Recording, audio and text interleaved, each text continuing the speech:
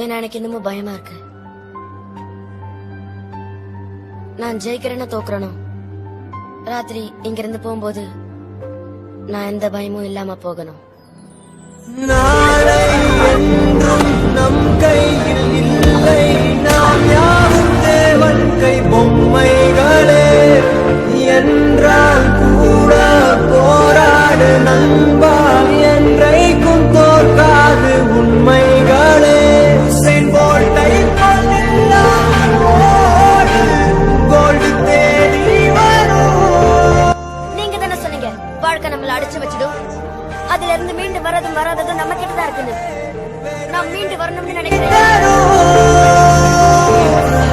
நாங்கள் ரிஷியும் இல்லை, ஓர் ரிஷியை சொன்ன